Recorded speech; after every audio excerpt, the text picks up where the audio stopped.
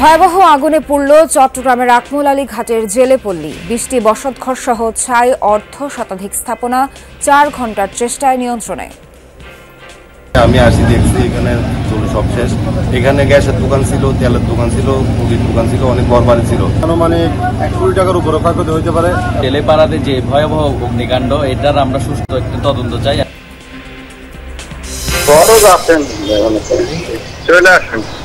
আচ্ছা, আপনি তাহলে ইয়াতে আছেন করঞ্চল ৩, মানে ওই যে মোয়াখালীটাতে আছেন না ভাই? ঢাকা উত্তর সিটি কর্পোরেশনে জন্ম নিবন্ধন সনদ জালিয়াতি, জড়িত ডিএনসিসির কর্মচারী-কর্মকর্তারা সার্টিফিকেট প্রতি গুনতে হয় ৫,০০০ টাকা ঘুষ।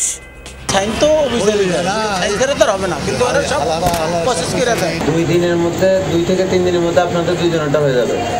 ৪ দিনের মধ্যে আপনি বাচ্চাটা করবেন। মেগা প্রজেক্টে আয়ের তুলনায় ঋণের কিস্তি বেশি, পদ্মা সেতু ও বঙ্গবন্ধু টানেল ঘিরে তৈরি হয়নি মাস্টার প্ল্যান, আসেনি বিনিয়োগ। কোথাও ডাবল অথবা ২.৫ গুণ খরচ করে ফেলেছি, এখন সেটাকে তুলতে গিয়ে যেই টোল ফেয়ার ফ্রেম স্ট্রাকচার নিয়ে আসছি, তাতে দেখা যায় ভর্তুকিতে চলে আসছে। প্রাপ্তবয়স্কদের অপরাধের বলি হচ্ছে নিরপরাধ শিশুরা, বৈষম্য, রাষ্ট্রীয় অবহেলা আর নিরাপত্তাহীনতার সংস্কৃতি দূর করার আহ্বান বিশ্লেষকদের। চট্টগ্রামের কালুরঘাট সেতু নিয়ে আশার আলো দেখছেন কর্ণফুলীর ২ পাড়ের মানুষ। ফেব্রুয়ারিতে কাজ শুরুর ঘোষণায় খুশি স্থানীয়রা।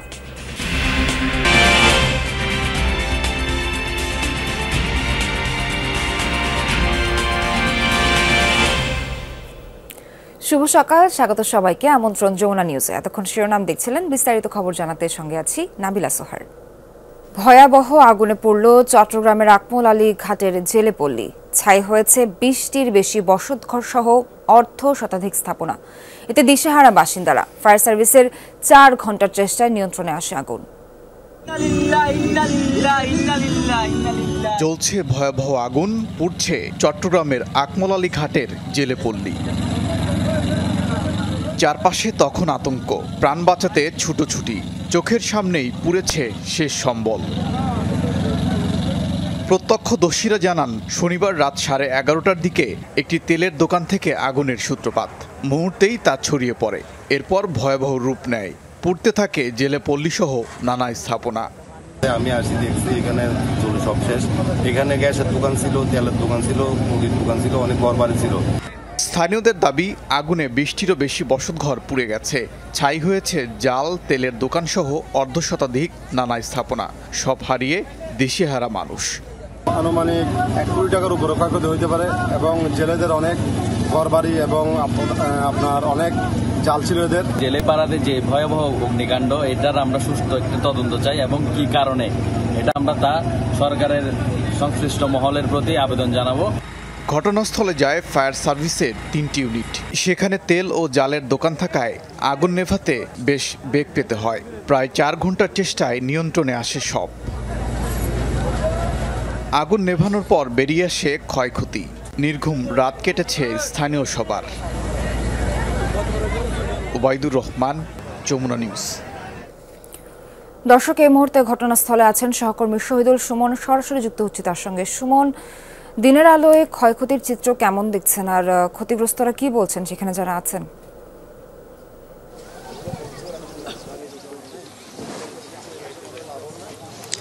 সোহার, এখানে ৫০ থেকে ৬০টি আসলে ঘর ছিল, প্রতিটি আসলে একেবারেই পুরো ছাই হয়ে গিয়েছে এবং এখানকার যারা ব্যবসা করতেন, তেলের ব্যবসা কিংবা যাদের জালের এখানে গোডাউন রয়েছেন, সবাই কিন্তু একেবারে নিঃস্ব হয়ে গিয়েছে। শুধুমাত্র যে আসলে কোনো ব্যবসা প্রতিষ্ঠান কিংবা জাল কিংবা ঘর পুড়েছে তা না, প্রত্যেকটি মানুষের এক একটি স্বপ্ন কিন্তু এখানে পুরো একেবারে ছাই হয়ে গেছে। যারা এখানে ক্ষতিগ্রস্ত হয়েছেন তারা আসলে বলছে যে তাদের যেই ক্ষতির অঙ্ক সেটি আসলে কোনোভাবেই আসলে ভাষায় প্রকাশ তারা করতে পারবে না। ফায়ার সার্ভিস সদস্যরা সকালে আগুন নির্বাপন করে গিয়েছে। তারপর আপনি দেখছেন এখনো পর্যন্ত যেখানে যেখানে জাল রয়েছে মাছ ধরার, সেখানে এখনো পর্যন্ত আগুন কিন্তু জ্বলছে এবং এবং সাধারণ মানুষ যারা রয়েছেন তারাও আসলে রাত থেকে চেষ্টা করেছেন আগুন নিয়ন্ত্রণে, ফায়ার সার্ভিসের সাথে কাজ করেছেন, তারাও এখনো পর্যন্ত আছেন। সব মিলিয়ে এখনো পর্যন্ত যারা এখানকার ক্ষতিগ্রস্তরা রয়েছেন তারা তাদের পোড়া যেই ঘরবাড়ি রয়েছে, দোকানপাট রয়েছে, সেখান থেকে আসলে চেষ্টা করছেন শেষ বিন্দু পরিমাণে কোনো কিছু রক্ষা করা যায় কিনা সেটি আসলে খুঁজে দেখছেন। সব মিলিয়ে ফায়ার সার্ভিসের পক্ষ থেকে যেটি বলা হচ্ছে, এখনো পর্যন্ত তারা কি কারণে এই অগ্নিকাণ্ডের সূত্রপাত সেটি তারা বলতে পারেনি। তবে তাদের 3টি ইউনিট প্রায় 3 ঘন্টা চেষ্টায় এই আগুন নিয়ন্ত্রণে এখন সকালে তারা গিয়েছে এবং এখনো যে বিষয়টি আমরা দেখছি, জাল যেখানে যেখানে রয়েছে সেখানে কিন্তু এখনো পর্যন্ত আগুন কিন্তু জ্বলছে। চেষ্টা করছেন এখানকার যারা রয়েছেন তারা নিজেরা এই আগুনটি নির্বাপন করার জন্য, সেই সাথে শেষ যে সম্বলটুকু আসলে কোথাও কোনো অবশিষ্ট রয়েছে কিনা সেটি আসলে খুঁজে দেখার চেষ্টা করছে। তবে আমরা যে বিষয়টি দেখছি এখানে পুরো সবকিছুই ছাই হয়ে গেছে, শুধুমাত্র যেই ছাউনিগুলো রয়েছে, টিনের ছাউনি কিংবা চারপাশে যেই দেয়াল ছিল সেই টিনের দেয়ালগুলো আসলে রয়ে গেছে অক্ষত অবস্থায়। তার বাইরে কোনো কিছুই এখান থেকে আসলে বেঁচে অবশিষ্ট থাকার মতো কোনো কিছুই নাই। এখানকার যারা রয়েছেন তারা আসলে কয়েক কোটি টাকার আসলে ক্ষয়ক্ষতির কথা বলছে। তবে ফায়ার সার্ভিস বলছেন যে তারা তদন্ত করে আগুন লাগার কারণ এবং যে ক্ষয়ক্ষতির পরিমাণ সেটি তারা তদন্ত করে দেখবে। সোহার, সুমন জানাচ্ছিলেন আগুনে পুড়ে কয়েক কোটি টাকার ক্ষয়ক্ষতি হয়েছে। ধন্যবাদ আপনাকে সবশেষ তথ্য দেওয়ার জন্য। কোনোভাবেই থামানো যাচ্ছে না জন্ম নিবন্ধন সনদ তৈরিতে অবৈধ চক্রের দৌরাত্ম্য। এই কাজে ডিএনসিসি কর্মকর্তা কর্মচারীরা সরাসরি জড়িত। টেকনাফ থেকে তেতুলিয়া যেখানেই আপনার বাড়ি হোক, যে কোনো একটি এলাকার নাম দিয়েই মহাখালীর গলি থেকে বানিয়ে দেবে জন্মসনদ। ঢাকা উত্তর সিটিতে এর নিয়ন্ত্রণ ডিএনসিসির এক স্বাস্থ্য কর্মকর্তা সহ আরও কয়েকজনের। প্রতি সনদের জন্য তারা নেয় 3 থেকে 5 হাজার টাকা, যেখানে সরকার নির্ধারিত ফি মাত্র 100 টাকা। উত্তর সিটি এলাকায় এই চক্রটির আদ্যপান্ত বের করেছেন সহকর্মী মহিউদ্দিন মধু। ছবি তুলেছেন SRS আলী ও তানভীর মিজান। একটি জন্ম নিবন্ধন সনদ করতে চাই আমরা। সন্ধান পাই ঢাকা উত্তর সিটি কর্পোরেশনের এক কর্মচারীর, যার কাছে গেলে সহজেই মিলবে বার্থ সার্টিফিকেট।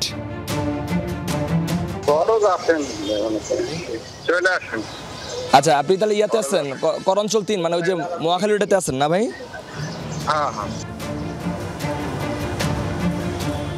অফিসের পেছনের গলি, মানে আপনার অফিসের পেছনের যে গলিটা আছে সেখানে আসবো। মাসুদুর রহমান, যিনি নমুনা সংগ্রহের কর্মচারী, তার মাধ্যমে আমি আমার জন্ম নিবন্ধনের সনদটা করতে চেয়েছি এবং ছদ্মবেশে আমি এখন যেতে চাই তিনি কিভাবে কাজটা করাবেন, কোন প্রক্রিয়া করাবেন। এই সেই মাসুদ কাজী, ডিএনসিসির নমুনা সংগ্রহের কর্মচারী, যিনি আমাকে এই গলিতে আসতে বললেন।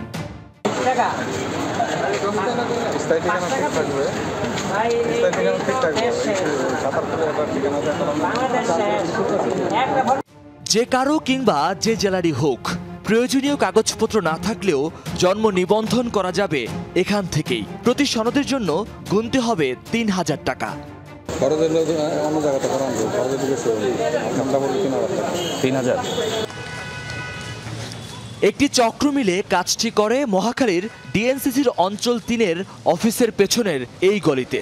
আবেদন থেকে সনদ প্রাপ্তি পর্যন্ত সব কাজ হয় এই কম্পিউটারের দোকানগুলোতে। আদতে যা হওয়ার কথা অনলাইনে বা কার্যালয়ের ভেতরে। চক্রটির কাজ শুরু হয় এই ডিএনসিসির কর্মচারী মাসুদ কাজীকে দিয়ে। মাসুদ প্রথমত কাজটিতে যুক্ত করেন তার ভাগ্নেকে। তিনি নিয়ে যান কম্পিউটার দোকানে।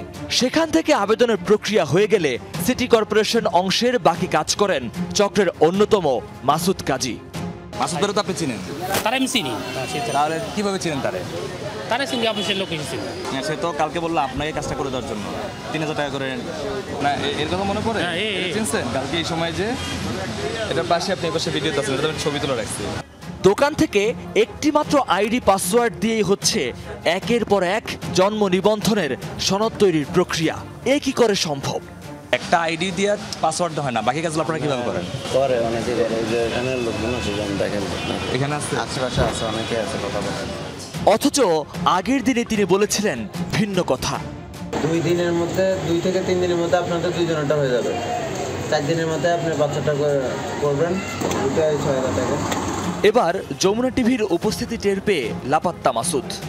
জন্ম নিবন্ধনের কাজটার জন্য আসছিলাম, কালকে যে কথা হইলো আপনার সাথে 3000 টাকা করে। আমি আমি দেখি না, একটু আমি দেখে মনে হয় সব বাকছে সাইন তো অফিসের তো হবে না, কিন্তু ওরা সব প্রসেস করে দেয়। ততক্ষণে বেরিয়ে আসে মাসুদের আরও কিছু তথ্য। কর্মচারী হয়েও রাজনৈতিক পরিচয়ই তার শক্তি। মাসখানেক আগে মাসুদকে বদলি করা হয় উত্তরা জোনে। সেখান থেকেও নিয়ন্ত্রণ করছেন এই চক্র। যদি মহাকালী যান তাহলে গেলে আমার ফোন দিলে আমি বলে দেবো না, কাগজ দিয়ে দেবো না। এর আগেই ছিল দলীয় নেতাবাতা ছিল। মাসুদের অপকর্ম সবাই জানলেও অঞ্চলের নির্বাহী কর্মকর্তা জানেন না পোস্টিংয়ের পরও আরেক অঞ্চলে বসে তার অঞ্চল নিয়ন্ত্রণ করছেন। সে কোথায় আছে এখন? উত্তরা মানে কোথায়?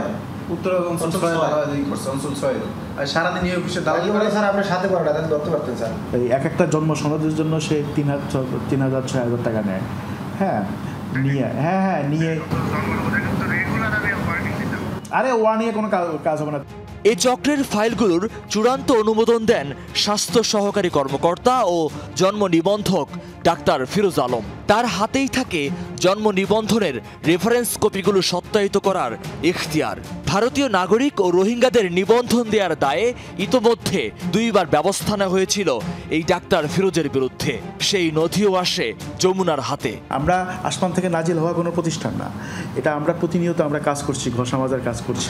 ডাক্তার ফিরোজও আছেন উত্তরায়। দুজন মিলে একসাথে চালাচ্ছেন এই সিন্ডিকেট। তাকে একাধিকবার আপনারা পানিশ করেছেন। রাইট, আপনি এই যে পুতা পয়েন্টে আসছেন, আমরা জানি এটা কোনো না, গোপন কোনো বিষয় না, আমরা ওনার সম্পর্কে জানি।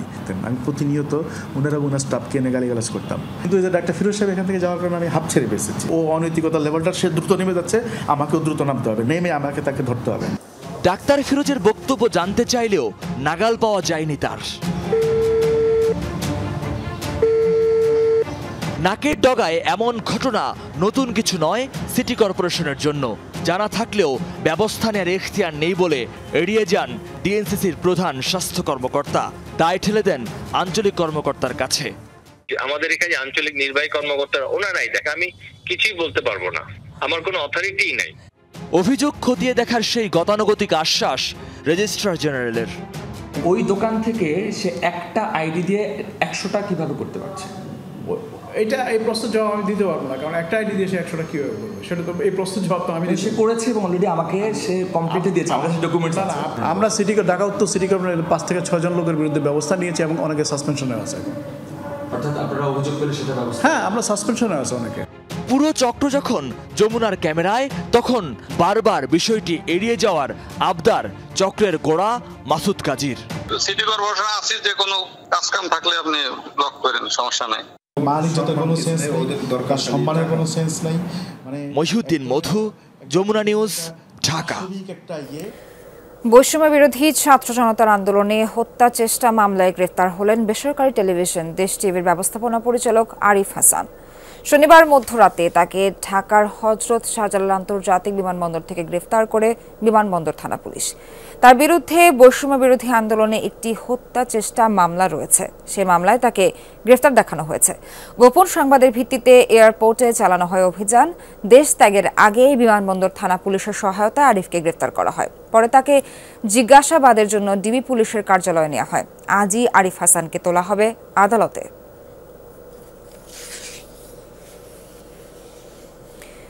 মেগা প্রকল্পের নামে শুধু অবকাঠামো তৈরি হয়েছে, কিন্তু নেই মাস্টার প্ল্যান, আসেনি পর্যাপ্ত বিনিয়োগ। ফলে একাধিক বড় যোগাযোগ কাঠামো থেকে কাঙ্ক্ষিত আয় হচ্ছে না, উল্টো বিদেশি ঋণের কিস্তিতে ভর্তুকি দিচ্ছে সরকার। বিশ্লেষকরা বলছেন এই দায় পরিকল্পনা কমিশনের। প্রকল্প নেয়াকে ছেলেখেলা বানিয়ে ফেলেছিল দপ্তরটি। অবশ্য অর্থ উপদেষ্টা জানিয়েছেন মেগা প্রকল্পের কিস্তি নিয়ে বেশি চাপ নেই। গত 1.5 দশকে মেগা প্রকল্পের ছড়াছড়ি দেখেছে বাংলাদেশ। পদ্মা সেতু দিয়ে শুরু, এরপর মেট্রো রেল ও কর্ণফুলী টানেলের মতো কাঠামো যোগাযোগে নতুনত্ব এনেছে। এমনকি ঢাকা থেকে সরাসরি কক্সবাজার যাওয়া যাচ্ছে ট্রেনে চেপেই।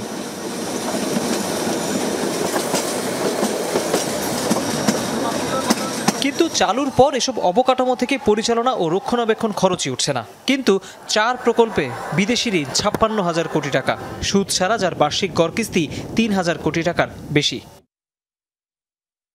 সবচেয়ে বিপত্তি কর্ণফুলী টানেল নিয়ে। এখান থেকে 1 বছর আয় মাত্র 37 কোটি টাকা, কিন্তু সুদ বাদে ঋণের কিস্তি 405 কোটি টাকা।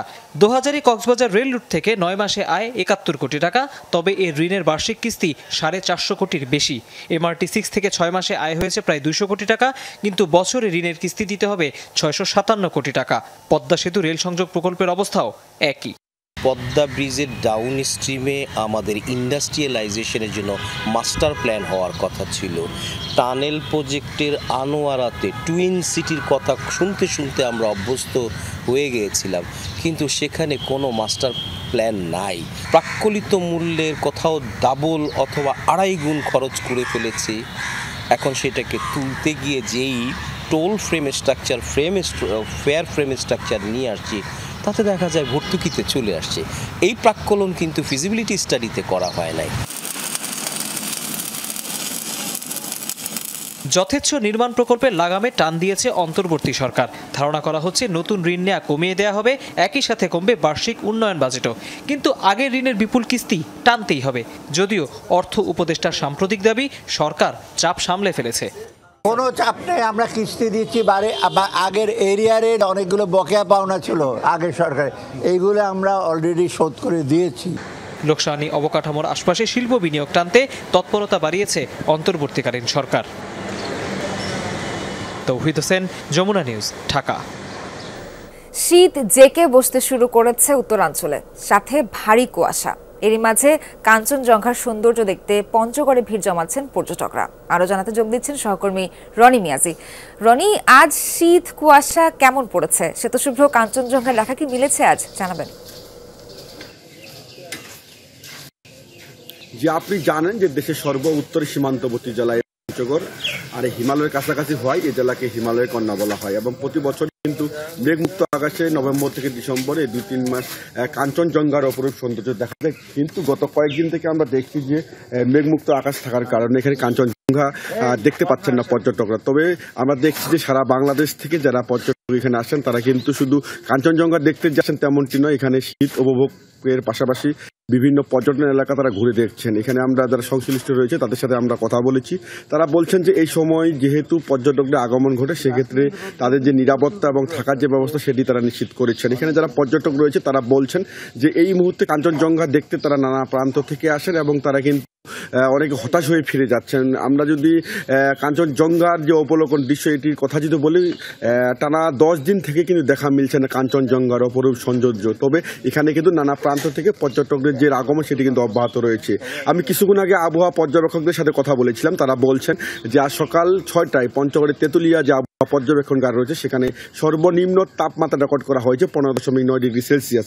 গত কয়েকদিন থেকেই কিন্তু তাপমাত্রার পারদ উঠানামা করছে, তবে আগামী সপ্তাহে শীতের মাত্রা আরও বৃদ্ধি পাবে এমনটি তারা বলছেন। আর জেলা প্রশাসকের সাথে আমি কথা বলেছি, তারা বলছেন যেহেতু প্রতি বছর এখানে শীতের আগমন ঘটে, এখানে যেহেতু শীত অনুভূত বেশি হয়, সেক্ষেত্রে যারা গরিব অসহায় ছিন্নমূল মানুষ রয়েছে তারা যেন এই শীতের মধ্যে তারা কষ্ট না পান, তাদের যে দুর্ভোগ পোহাতে না হয়, সেক্ষেত্রে তারা সংশ্লিষ্ট মন্ত্রণালয়ে শীতবস্ত্রের চাহিদাপত্র প্রেরণ করেছে। আর তেঁতুলিয়া উপজেলা প্রশাসনের সাথে আমি কথা বলেছিলাম, তারা বলছেন যেহেতু প্রতি বছর এই পঞ্চগড় জেলার বিশেষ করে এই তেঁতুলিয়া উপজেলায় যারা পর্যটক রয়েছেন তাদের আগমন এখানে ঘটে, সেক্ষেত্রে পর্যটকরা যেন ঘুরে বেড়াতে তাদের কোনো অসুবিধা না হয়, তাদের কোনো ভোগান্তির শিকার না হতে হয়, সেক্ষেত্রে তারা কিন্তু তৎপর রয়েছে। আর পর্যটকরা দাবি জানাচ্ছেন যদি এই পঞ্চগড়ের তেঁতুলিয়া আবহাওয়ার বিষয়ে তারা বলছেন যদি এই মুহূর্তে যদি কাঞ্চনজঙ্ঘা দেখা যায়, সেক্ষেত্রে এইখানে দেখানো যে পরিবেশ সেটি কিন্তু অনেক সংকট রয়েছে। তারা বলছেন পর্যটন এলাকাগুলো যে রয়েছে সেগুলো যেন আরও উন্নয়ন করা হয়, পরিষ্কার পরিচ্ছন্নের ব্যবস্থা করা হয়, এটি তারা অনুরোধ জানিয়েছে। রানী, ধন্যবাদ আপনাকে। প্রাপ্তবয়স্কদের অপরাধের বলি নিরপরাধ শিশুরা। সমাজের নানা মানদণ্ডে ইতিবাচক পরিবর্তন এলেও শিশু হত্যা ও নির্যাতন বেড়েছে। আইনজীবীরা বলছেন মূল কারণ বিচারহীনতা। সমাজ ও অপরাধ বিশেষজ্ঞরা মনে করেন বৈষম্য, রাষ্ট্রীয় অবহেলা আর সামাজিক নিরাপত্তাহীনতায় বাড়ছে শিশু নির্যাতন। তাদের অভিমত, সমাজ, রাষ্ট্র ও বিচার বিভাগকেই নিশ্চিত করতে হবে শিশুদের নিরাপদ জীবন। জীবনমানের অনেক সূচকেই উন্নতির ধারা, তবে সেই সাথে পাল্লা দিয়ে বেড়েছে অপরাধ। শিশুদের ক্ষেত্রে হত্যা, নির্যাতনে দায়ী প্রাপ্তবয়স্করা। এমন অপরাধ প্রবণতা বৃদ্ধি পেলে সেটিকে বলা হয় পশ্চাৎমুখী সমাজ। আইন ও সালিশ কেন্দ্রের হিসাব বলছে চলতি বছরের সেপ্টেম্বর পর্যন্ত 521 শিশু হত্যার শিকার হয়েছে। শতাধিক শিশুকে করা হয়েছে নির্যাতন। এই অপরাধ গত বছরের তুলনায় 31% বৃদ্ধি বলেও জানাচ্ছে সংস্থাটি। শিশু নির্যাতনের যে পরিস্থিতি আমরা দেখছি, এই পরিস্থিতি কোনো বছরের থেকে কোনো বছর বা কোনো মাসের থেকে কোনো মাস পিছিয়ে নেই। বাড়ছে হলো এই শিশুদের সুরক্ষার রাখার প্রশ্নে আইনগতভাবে যে সুরক্ষা দেওয়ার কথা ছিল সেটি ঠিক সময়ে ঠিকভাবে দিতে পারছে না। অর্থাৎ সেখানে বিচারহীনতার প্রশ্ন আছে। যেখানে সকল শিশুরই সমানভাবে এগিয়ে যাওয়ার জন্য বা জীবন গঠনের জন্য ব্যবস্থা গ্রহণের কথা রাষ্ট্র বলছে, সেখানে শিশুদেরকে আমরা আবার সামাজিক মর্যাদা অনুযায়ী, তার পরিবারের মর্যাদা অনুযায়ী আমরা বিভাজন তৈরি করে ফেলছি। আর একটা শিশু যে একদম শুরুতেই ঝরে গেল এবং নির্মমভাবে তাই হত্যার শিকার হলো, এটি একটা সমাজের আমাদের রুল অফ ল বা বিচারহীনতা আমরা যখন বলি, ইন্ডেক্স যখন নিচের দিকে যায়, এগুলোর বিচার না হওয়াটাই আমাদেরকে নিচের দিকে নিয়ে যায়। শিশুদের ক্ষেত্রে আমাদের অধিক সচেতন হতে হবে। বিচারহীনতাই একমাত্র কারণ। বিচার যদি তাড়াতাড়ি দ্রুতগতিতে হয়, পানিশমেন্টের বিধান কেন রাখা হয়েছে? অপরাধ করে পার পেয়ে যাওয়ার সংস্কৃতি, ছোটবেলায় নির্যাতনের মধ্য দিয়ে বড় হওয়া মানুষ আর সামাজিক অবক্ষয় সহ নানা কারণে বাড়ছে এই অপরাধ। আগামীতে এই ধরনের হত্যাকাণ্ড যদি রোধ করতে হয়, বিচার অবশ্যই করতে হবে এবং এই বিচারটা হবে এক্সাম্পলারি পানিশমেন্ট। স্পেশাল কোর্ট আছে, আপনি দ্রুত বিচার আছে, এগুলাতে করে শেষ করা উচিত এবং এগুলা মনিটরিং করা উচিত। সাহস তখনই করে যখন তার শাস্তি হয় না, শাস্তি মূলত হচ্ছে না। এটার গলদে সবাই জড়িত, আমি লয়ারও জড়িত। সার্বিকভাবে শিশুদের অধিকার, তাদের সুরক্ষা, নিরাপত্তার প্রশ্নে একটি শিশু বান্ধব পরিবার, সমাজ, শিক্ষা প্রতিষ্ঠান, ধর্মীয় প্রতিষ্ঠান, সেই জায়গাগুলোতেও সেই নীতিগুলোর সঠিক যে বাস্তবায়ন করে শিশুদের জন্য একটি উপযোগী সমাজ ব্যবস্থা বা রাষ্ট্র কাঠামো তৈরি করার জায়গাতে আমরা ক্রমান্বয়ে পিছিয়ে যাচ্ছি। সমাজে একজন শিশু যদি নির্যাতন নিপীড়নের শিকার হয়, তাহলে বুঝতে হবে যে ওখানে প্রাপ্তবয়স্কদের কাছে শিশুরা নিরাপদ নয়। যে কোনো অপরাধ পুরোপুরি বন্ধ করা সম্ভব নয়। বিশ্লেষকরা বলছেন, যদি রাষ্ট্র চায় তাহলে অপরাধ নিয়ন্ত্রণে রাখা যেতে পারে। রুনবী সরকার, যমুনা নিউজ, ঢাকা। বিপ্লবে বাচ্চারা গুলির সামনে জীবন দেয় আর মুরব্বীরা পদ ভাগাভাগিতে মেতে ওঠেন, এ মন্তব্য করেছেন বৈষম্য বিরোধী ছাত্র আন্দোলনের আহ্বায়ক হাসনাত আব্দুল্লাহ। শনিবার রাজধানীর জাতীয় শিক্ষা ব্যবস্থাপনা একাডেমিতে ছিল এক আলোচনা সভা। তার অভিযোগ, ক্ষমতাচ্যুত প্রধানমন্ত্রী শেখ হাসিনার থেকেও সুবিধা নিতেন বুদ্ধিজীবীরা। ছাত্র জনতার অভ্যুত্থান চলাকালে যা প্রকটভাবে নজরে এসেছে। হাসনাত জানান, তরুণরা শুধু ইতিহাসের পাঠক নয়, এবার তারা নিজেরাই সৃষ্টি করেছে ইতিহাস। বাচ্চারা শুধুমাত্র গুলির সামনে দাঁড়াবে, দেন হচ্ছে বিপ্লব হবে, চলে যাবে, তারপরে পোস্ট ভাগাভাগি হবে মুরব্বীদের মধ্যে। বাচ্চারা কি বুঝবে, বাচ্চারা কি পারবে? নো, আপনারা তাদের মতামত নেন, তাদেরকে কিভাবে হিস্ট্রিতে লোকেট করা যায়, তাদের এই যে কন্ট্রিবিউশনটাকে কিভাবে অ্যাকনোলেজ করা যায়, এই বিষয়গুলোকে একাডেমিক্যালি এন্ডোর্স করেন। খুলনায় ছাত্র আন্দোলনের সময় বাম চোখে গুলি লাগে। এখন দুই চোখেরই দৃষ্টি হারাতে বসেছে বিশ্ববিদ্যালয়ের শিক্ষার্থী শাফিল। অর্থাভাবে দেশের বাইরে চিকিৎসা করাতে নিয়ে যেতে পারছে না পরিবার, মিলছে না সরকারি কোনো সহায়তাও। 2 আগস্ট 2024, খুলনা বিশ্ববিদ্যালয় সংলগ্ন 0 পয়েন্ট এলাকা রণক্ষেত্র। শিক্ষার্থী পুলিশের ধাওয়া পাল্টা ধাওয়া, গুলি, টিয়ারশেল আর সাউন্ড গ্রেনেডে প্রকম্পিত চারপাশ। এরই মাঝে একটি গুলি এসে লাগে শিক্ষার্থী শাফিলের বাম চোখে। একটি বেসরকারি বিশ্ববিদ্যালয় ইলেকট্রিক্যাল অ্যান্ড ইলেকট্রনিক ইঞ্জিনিয়ারিং বিভাগের প্রথম বর্ষের ছাত্র শাফিল। এখন দিন কাটছে ঘরে, ধীরে ধীরে অন্ধকার হয়ে আসছে চারপাশ। আমার বাম পাশে ইতিমধ্যে একজন পুলিশ লুকিয়ে অবস্থান করতেছিল। ওনার মুখও দেখতে পারিনি, আমি জাস্ট ওনার অবয়ব দেখলাম এবং দেখলাম একটা লাল রঙের ফ্ল্যাশ জ্বলে উঠলো। আর সাথে সাথে আমার মনে হচ্ছিল চোখ ফুড়ে আমার মস্তিষ্কে যে কোনো কিছু আঘাত হানতেছে, আর আমার সারা পৃথিবী অন্ধকার হয়ে গেল। আন্দোলনের সময়ে ছিলেন প্রথম সারিতে। গুলির স্প্রিন্টার চোখের কর্নিয়া, লেন্স ও রেটিনা ভেদ করে জমাট বেঁধে আছে রক্ত, যার চিকিৎসা করাতে যেতে হবে দেশের বাইরে। আমি কোনো ভাতা চাই না, আমি কোনো চাকরি চাই না, আমি কোনো রাষ্ট্রীয় সুযোগ সুবিধা চাই না। আমি চাই যে আমি স্বাভাবিকভাবে বাঁচতে, আমি আমার সেই প্রতিযোগিতার মাঠে ফিরে আসতে, আমি পড়াশোনা করে আমি নিজের যোগ্যতায় নিজে কিছু করে বাঁচতে চাই। দ্রুত শাফিলকে দেশের বাইরে নিতে না পারলে দৃষ্টিশক্তি চিরতরে চলে যাওয়ার শঙ্কা চিকিৎসকদের। রক্তক্ষরণের কারণে এক চোখে যে চোখটা আমরা মনে হচ্ছে ভালো, ওই চোখও আস্তে আস্তে আস্তে ধীরে ধীরে ড্যামেজ হয়ে যাচ্ছে এবং এক চোখে তো পুরোপুরি প্রায় ড্যামেজ। ওর দ্রুত যদি চিকিৎসা না করা হয় পুরোপুরি অন্ধ হয়ে যাবে। আর এর চিকিৎসা শুধুমাত্র সিঙ্গাপুরে সম্ভব, লন্ডনে সম্ভব। শাফিলের চিকিৎসায় সরকারি উদ্যোগ চায় পরিবার ও শুভাকাঙ্ক্ষীরা। ঢাকায় ওকে 5-6টা হসপিটালে নিয়ে ঘুরছি, সেখান থেকে রেফার করছে সিঙ্গাপুর আর লন্ডন। তার ব্যক্তিগত উদ্যোগের ভিতরে থাইল্যান্ডেও গিয়েছি, সেখান থেকেও কোনো আমরা পাইনি। আসলে আমাদের শুধুমাত্র তাকে দেখতে আসা, সহমর্মিতা জানানো ছাড়া তেমন কিছু করার নেই। তার নীরবতা এই সরকারের কাছে তার কোনো জবাবদিহিতা পাচ্ছে না, এটা একটা বড় প্রশ্ন হয়ে দাঁড়ায়। আমরা খুবই মর্মাহত বিষয়টা নিয়ে এবং খুবই শকটেড আর কি, যে আমাদেরই তো ভাই, আমাদের সাথে এসেছিল। নিম্ন মধ্যবিত্ত পরিবারের সন্তান শাফিলের বাবা মাছ ব্যবসায়ী। জমানো অর্থ দিয়েই কোনো রকমে ছেলের চিকিৎসার খরচ চালিয়েছেন। সাবরিনা লিজা, যমুনা নিউজ। 5 আগস্টের পর গেল 3 মাসে রাজশাহী বিশ্ববিদ্যালয়ের যৌন হয়রানি সেলে জমা পড়েছে 10টি অভিযোগ। ছাত্রীরা কয়েকজন শিক্ষকের বিরুদ্ধে যৌন হয়রানি সহ গুরুতর অভিযোগ তুলে ধরেছেন। এরই মধ্যে অভিযুক্ত শিক্ষকদের সাময়িক বহিষ্কারের পর তাদের বিরুদ্ধে তদন্ত শুরু করেছে বিশ্ববিদ্যালয় প্রশাসন। রাজশাহী বিশ্ববিদ্যালয়ের আইন বিভাগের সহযোগী অধ্যাপক সাদিকুল ইসলাম সাগরের বিরুদ্ধে একাধিক ছাত্রীর করা যৌন হয়রানি ও ধর্ষণের অভিযোগের সত্যতা মেলায় তাকে সাময়িক বরখাস্ত করেছে প্রশাসন। সম্প্রতি রাজশাহী বিশ্ববিদ্যালয়ের বিভিন্ন বিভাগে সাগরের মতো একাধিক শিক্ষকদের বিরুদ্ধে যৌন হয়রানির অভিযোগে দফায় দফায় বিক্ষোভ কর্মসূচি পালন করেছেন প্রতিষ্ঠানটির শিক্ষার্থীরা। আইন বিভাগের শিক্ষকদের দ্বারা গঠন করা কমিটিতে সত্যতা প্রমাণ মিলেছে।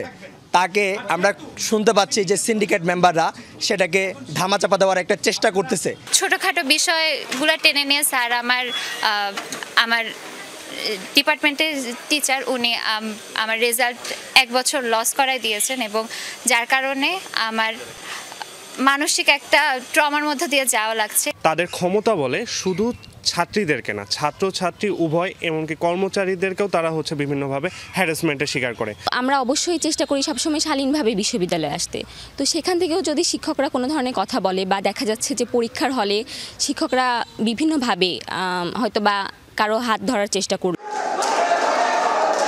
গ্রাফিক্স ডিজাইন ও আন্তর্জাতিক সম্পর্ক বিভাগ সহ একাধিক বিভাগের অন্তত 10 জন শিক্ষকের বিরুদ্ধে যৌন হয়রানি ও ধর্ষণের মতো গুরুতর অভিযোগ জমা পড়েছে রাবির যৌন নিপীড়ন নিরোধ বিষয়ক কমিটির কাছে। অভিযোগগুলো পর্যালোচনা করে দেখা গেছে পরীক্ষার খাতায় কম নাম্বার দেওয়ার ভয় দেখিয়ে নয়তো প্রেমের প্রলোভন দেখিয়ে শিক্ষক তার ছাত্রীকে অবৈধ সম্পর্কের ফাঁদে ফেলেছেন। 5 আগস্টের পর থেকে শিক্ষার্থীরা এমন অভিযোগ দাখিলের সাহস পাচ্ছেন বলে মনে করেন বিশ্ববিদ্যালয়টির যৌন নিপীড়ন নিরোধ কমিটির সভাপতি। আমার সেলে তো এখন 7টা আছে, আর আগের আনসলভ হওয়া একটা আছে আমি যেটুকু পেয়েছি। আর যেটা দেখা গেছে যে আগে ওনারা 3টা সলভ করেছেন এরকম বলেছেন, 3টা বোধহয় তাদের সলভ হয়েছে। বিশ্ববিদ্যালয়ের উপাচার্য মনে করেন রাজনীতিকরণ, আঞ্চলিকতা ও আত্মীয়তার মাধ্যমে নিয়োগ পাওয়া শিক্ষকদের কারণে বিশ্ববিদ্যালয় বিতর্কিত হচ্ছে। শিক্ষক নিয়োগে সর্বোচ্চ স্বচ্ছতা নিশ্চিত করা গেলে এসব ঘটনা কমে আসবে বলে মনে করেন তিনি। আমরা চাই যে প্রত্যেকটা বিভাগের একাডেমিক কার্যক্রম এটাও একটা জবাবদিহিতার ভিতরে আসবে। যেমন খুব শীঘ্রই আমার পরিকল্পনা আছে যে প্রত্যেকটি বিভাগে প্রত্যেকটি ক্লাসের এই টিচিং এভালুয়েশনের ব্যাপারটা বাধ্যতামূলক করে দেয় আর কি। মানে এখানে কোনো ধরনের অপশন থাকবে না, সবাইকেই এই এভালুয়েশনে অংশগ্রহণ করতে হবে। অভিযোগ প্রসঙ্গে সংশ্লিষ্ট অভিযুক্ত শিক্ষকদের সাথে যোগাযোগের চেষ্টা করা হলেও তারা এ বিষয়ে কোনো মন্তব্য করতে রাজি হননি। তারিক মাহমুদ, যমুনা নিউজ, রাজশাহী।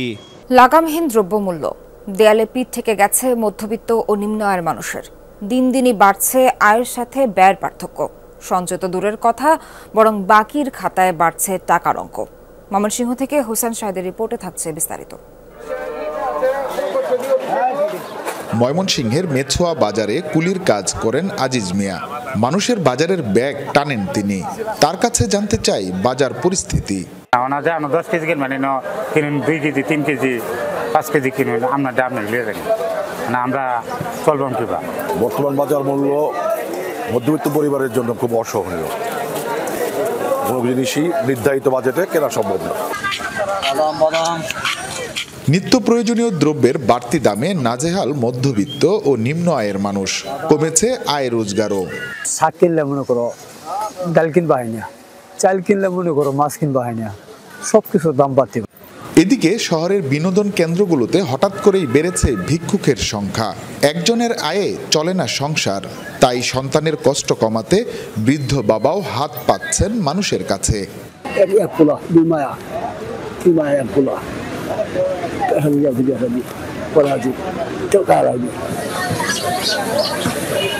প্রতিবেদন করার সময় চোখে পড়ল এক ভিক্ষুক ভাত চেয়ে খাচ্ছেন দোকানদারের কাছ থেকে। যেন পেট ভরে এভাবে খাবার খাওয়া হয় না অনেক দিন। ভাত খাইতে বসছি, বলতেছে আমার অল্প বাদ দাও খাই, এই মানবতার খাতিরে আর কি।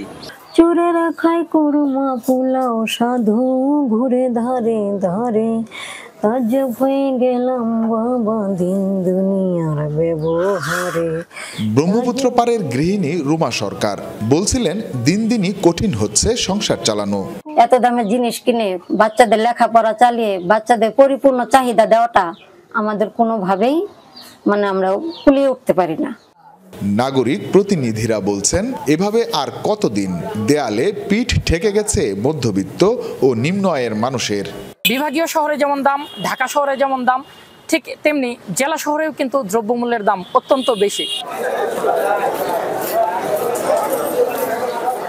দ্রব্যমূল্য নিয়ন্ত্রণে নেওয়া হয় নানা উদ্যোগ, বলা হয় অনেক কথা, কিন্তু বাস্তবতা হচ্ছে মাঠ পর্যায়ে এর কোনো প্রতিফলন দেখা যায় না। মধ্যবিত্ত ও নিম্ন আয়ের মানুষরা বলছেন এই অবস্থা থেকে মুক্তি চান তারা, চান শান্তিতে সুখের একটু সংসার করতে। হুসাইন শাহিদ, যমুনা নিউজ, ময়মনসিংহ। চট্টগ্রামে বহুল প্রতীক্ষিত কালুরঘাট সেতু নিয়ে নতুন আশার আলো দেখছেন কর্ণফুলী নদীর দুই পাড়ের মানুষ। আগামী ফেব্রুয়ারিতে নির্মাণ কাজ শুরুর ঘোষণা দিয়েছেন সেতু এবং রেলপথ উপদেষ্টা। পারাপারে বহু বছরের যে ভোগান্তি, এবার অন্তত তার অবসান হবে প্রত্যাশা ভুক্তভোগীদের। যান চলাচলের জন্য কালুরঘাটে সেতু না থাকায় 2022 সালে ছোট ছেলেকে হারান ষাটোর্ধ্ব আব্দুল হাকিম।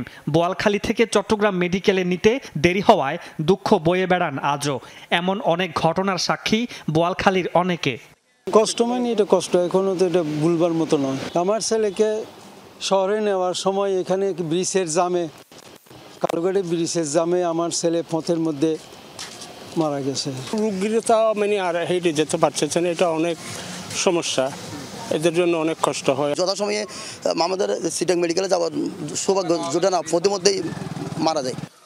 তবে আগামী বছরের ফেব্রুয়ারিতে কালুরঘাটের রেল কাম সড়ক সেতু নির্মাণ কাজ শুরুর ঘোষণা দিয়েছেন সড়ক পরিবহন ও রেলপথ উপদেষ্টা। কালুরঘাট সেতু কখন, রেল সেতু কখন চালু হবে সেটা সম্পর্কে জানতে চেয়েছিলেন একজন। আমরা আশা করতেছি ফেব্রুয়ারি মাস থেকে এটার কাজ শুরু হবে। এর আগেও একাধিকবার সেতু নির্মাণের তোড়জোড় চললেও পরে তা থমকে গেছে। এবার এর পুনরাবৃত্তি চান না ভুক্তভোগীরা। দ্রুত কনসালট্যান্ট নিয়োগ, ডিজাইন তৈরি, ভূমি অধিগ্রহণ এবং ঠিকাদার নিয়োগ শেষ করার দাবি তাদের। এক নাকি পাস করছে, আমরা তো আশা করি এই বছরের মধ্যে সেতুর কাজ আরম্ভ হোক, আমরা এটাই চাই। আমরা তো আমার জনগণের তো অনেক কষ্ট পাচ্ছি। উনি যদি আমাদের এই ব্রিজটা উপহার দেয়, আমরা বোয়ালখালীবাসী, পুরো চট্টগ্রামবাসী ওনার কাছে কৃতজ্ঞতা স্থাপন করব। এটা তো অবশ্যই আমাদের একটা গর্বের বিষয়, আমরা অবশ্যই দেখলে এটা আমাদের জীবন সার্থক। এই সেতুটা অনেক মূল্যবান আমাদের জন্য, এই সেতুটা হওয়া অবশ্যই দরকার। যে আমরা চাই যে খুব তাড়াতাড়ি কাজটা ধরুক এবং বোয়ালখালীর দুঃখটা অন্তত লাঘব হোক। গেল অক্টোবরে এক নেকে অনুমোদিত প্রকল্পটির ব্যয় ধরা হয়েছে 11,560 কোটি 77 লাখ টাকা। দক্ষিণ চট্টগ্রামবাসীর বহুল প্রতীক্ষিত নতুন কালুরঘাট সেতু নির্মাণের আশা দিয়ে প্রতিবারই নিরাশ করেছে বিভিন্ন রাজনৈতিক দলের প্রতিনিধিরা। তবে বিগত বছরগুলোর মতো এবার আর কোনো আশ্বাস নয়। বাস্তবেই এই রেল সেতুর পাশেই নতুন সেতুর দৃশ্যমান চান এই অঞ্চলের মানুষ। মামুন রশিদ অভি, যমুনা নিউজ, চট্টগ্রাম। লক্ষ্মীপুর সদরে ব্রিজ ধসে যাওয়ায় ভোগান্তিতে কয়েক হাজার মানুষ। ব্যাহত কৃষিপণ্য পরিবহন। নতুন ব্রিজ নির্মাণ এবং বিকল্প যোগাযোগ স্থাপনে মন্ত্রণালয় প্রস্তাবনা পাঠিয়েছে এলজিইডি। 6 গ্রামের মানুষের চলাচলের একমাত্র ব্রিজটি ধসে পড়ায় এই দুর্ভোগ। লক্ষ্মীপুর সদরের চন্দ্রগঞ্জ ইউনিয়নের লক্ষাধিক মানুষের এই ভোগান্তি গত 10 নভেম্বর থেকে। গ্রামবাসী জানায়, রহমতখালী খালের উপরে সেতুটি 4 দশকের পুরনো। সাম্প্রতিক বন্যায় আরসিসি ব্রিজটি ক্ষতিগ্রস্ত হয়। সপ্তাহখানেক আগে ধসে যায় 19 মিটার দৈর্ঘ্যের সেতুটি। এতে সীমাহীন দুর্ভোগে সাধারণ মানুষ। কোনো রোগী নিয়ে আমরা যাইতে পারতেছি না, আমাদের হাঁটা চলা খুব একটা অসুবিধা হইতেছে। আমাদের স্কুলে যেতে অনেক কষ্ট লাগে, আমরা আসা যাওয়া করতে অনেক কষ্ট হয়। ব্রিজটা ভেঙে যাওয়ার কারণে আমরা মানে কলেজে আসা যাওয়া করতে পারতেছি না, আমাদের ইম্পর্টেন্ট অনেক ক্লাস আছে। এই ব্রিজটা কিন্তু আজকে না, গত কয়েক বছর থেকে এভাবে ঝুঁকিপূর্ণ। চন্দ্রগঞ্জ ইউনিয়নের শেখপুর, রাজাপুর, রামকৃষ্ণপুর, চরশাহী ইউনিয়ন হয়ে নোয়াখালী, লক্ষ্মীপুর চৌমুহনী সড়কের সঙ্গে এসব এলাকার অন্তত 10,000 শিক্ষার্থী সহ লাখো মানুষের প্রতিনিয়ত যাতায়াত। সেতু ভেঙে পড়ায় ব্যাহত হচ্ছে কৃষিপণ্য আনা নেওয়া। শিক্ষার্থী আর রোগীরা পড়েছেন সবচেয়ে বিপদে। এই ব্রিজটা ভেঙে যাওয়ার পরে সকল প্রকার শিক্ষা কার্যক্রম আমার বন্ধ রয়েছে। আশপাশের এলাকা, গ্রাম এবং শিক্ষা প্রতিষ্ঠান, ওই এলাকার সব কিছু মোটামুটি দুর্ভোগ আমাদের কমবে। এখানে 30 মিটার দৈর্ঘ্যের একটি নতুন ব্রিজ নির্মাণ ও সাময়িক চলাচলের বিকল্প ব্যবস্থা করতে মন্ত্রণালয়ে চিঠি পাঠিয়েছে এলজিডি। টাকা পাঠিয়েছে, এরা চাইলে ডিপিপিতে যেহেতু আছে, এটা আমাদের অতি সত্বর অনুমোদন হয়ে যাবে। অনুমোদন হয়ে গেলে আমরা সাথে রাতে যেদিন অনুমোদন হবে সেদিনে টেন্ডার প্রসিডিউরে চলে যাব। কবে নাগাদ যান ও মানুষের চলাচলের ব্যবস্থা স্বাভাবিক হবে তা নিশ্চিত করে বলতে পারছে না কর্তৃপক্ষ। হুমায়ুন রশিদ, যমুনা নিউজ। বরগুনার বেতাগীতে শিক্ষার্থীকে শ্লীলতাহানির অভিযোগে শিক্ষকের বিরুদ্ধে মামলা হয়েছে। বেরিয়ে আসছে ইলিয়াসুর রহমানের আরও কুকীর্তি। তার অপসারণ ও বিচারের দাবিতে বিক্ষোভ করছে শিক্ষার্থীরা। তবে অভিযুক্তের দাবি সে ষড়যন্ত্রের শিকার। বরগুনার বেতাগী উপজেলার বলই বুনিয়া মাধ্যমিক বিদ্যালয়। এখানকার ইংরেজি শিক্ষক ইলিয়াসুর রহমান বিদ্যালয়ের বাইরে প্রাইভেট পড়ানোর সময় 8ম শ্রেণীর এক ছাত্রীকে শ্লীলতাহানির অভিযোগে মামলা হয়েছে তার বিরুদ্ধে। গত 9 নভেম্বর ভুক্তভোগী শিক্ষার্থীকে বাসায় পড়ানোর কথা বলে ডেকে নেয় শিক্ষক ইলিয়াস। সেখানেই শ্লীলতাহানির অভিযোগ করে ওই শিক্ষার্থী। আমাকে রুমের ভিতরে বসাইছে পর মানে জড়াই ধরছে পর আমি অনেক দৌড়ে করছে অনেক। তারপরে এমন পর্যায়ে গেছে, পরে বলছে আমি টাকা দিব, কার কাছে বলবি না। আমি প্রথম স্কুলে গেছি, স্কুলে যাওয়ার পরে টিউনো স্যারের কাছে গেছি, তাই আর পরে থানায় অভিযোগ দিয়েছি। আমি এর বিচার চাই। ঘটনার পরের দিন বিদ্যালয়ে বিষয়টি জানাজানি হলে অভিযুক্ত শিক্ষকের অপসারণ ও বিচার দাবিতে বিক্ষোভ মিছিল ও মানববন্ধন করে ছাত্রছাত্রীরা। বিগত দিনেও অনেক মেয়েদের সাথে এরকম করছে, কিন্তু মেয়েরা আমাদের সাথে বললেও তারা খুব কান্নাকাটি করতো, তাকে খুব ভয় পাইতো। সে তাদের সাথে নীরবে কথা বলতো এবং তাদেরকে বারণ করতো যে এগুলো যেন কেউ না শোনে। স্যারে ওকে শুধু আবদালি নিয়ে কথা বলছে আর বলছে তুমি কেমন আছো, তুমি সুস্থ আছো, তো যা কিছু হয়েছে কিছু বললো না। ওই মেয়েটার মতো আর যেন কারো এভাবে কিছু না করতে পারে, তার জন্য তার বিরুদ্ধে মানববন্ধন। অভিযুক্ত শিক্ষকের অপকর্মের বিষয়ে জানানো হয়েছে স্কুল সভাপতি এবং উপজেলা নির্বাহী কর্মকর্তাকে। এই বিষয়ে আইনি ব্যবস্থা প্রক্রিয়াধীন বলে জানান প্রধান শিক্ষক। লিখিত অভিযোগ পাওয়ার পরে আমি আমার নিযোগ স্যারে নিয়ে ওই ব্যাপারটা বসছি। ঘটনার সত্যকে নিয়ে তারাও আমি জানছি এবং সেই স্বীকৃতিও করছে। ঘটনার পর থেকেই আত্মগোপনে আছেন অভিযুক্ত শিক্ষক। মোবাইল ফোনে যোগাযোগ করা হলে সব অভিযোগ অস্বীকার করেন তিনি।